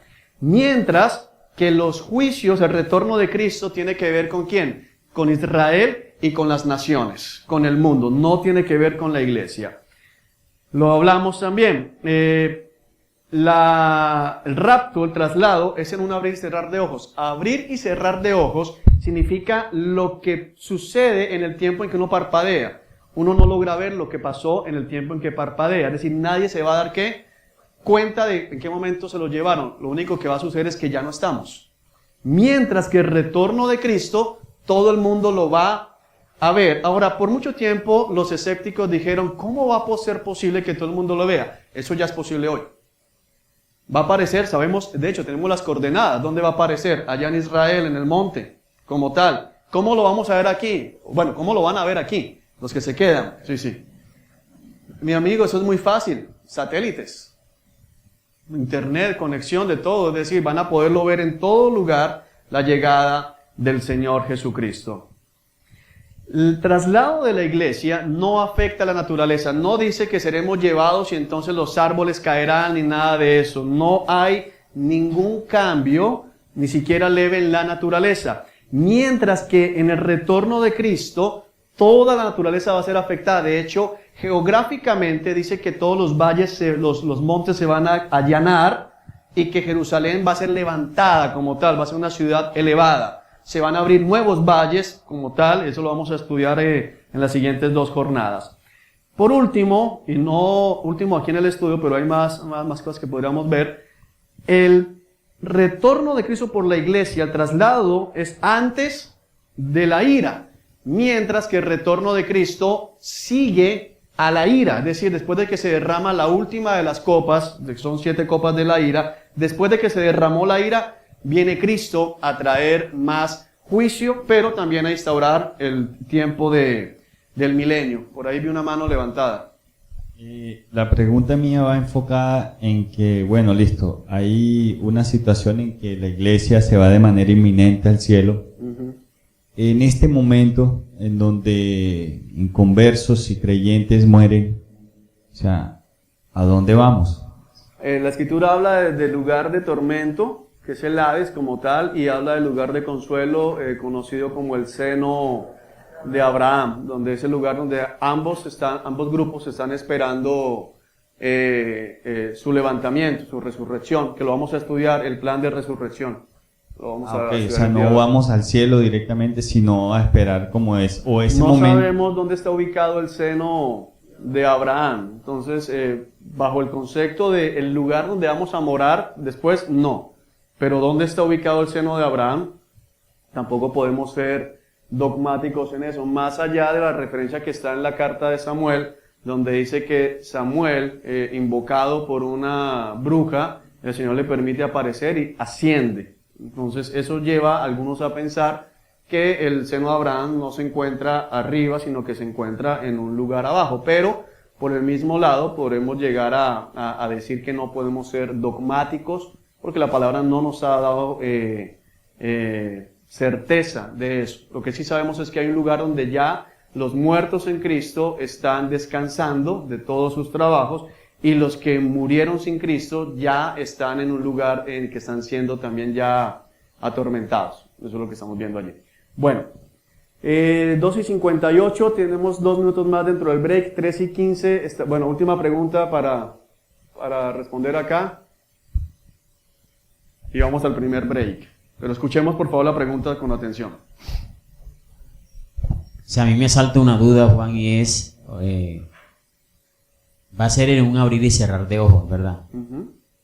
A veces me imagino, por lo menos, en un abrir y cerrar de ojos, cuando un piloto esté en el cielo y el avión y esa persona ya no esté, en el mundo va a haber un caos, desastre. una cosa impresionante, va a ser así literalmente. Sí. Así va a ser. Literal. Va a ser terrible. Ok, vamos a un break de... Miren, por favor, presten atención. A las 3:15 debemos estar aquí sentados. Ok, listo.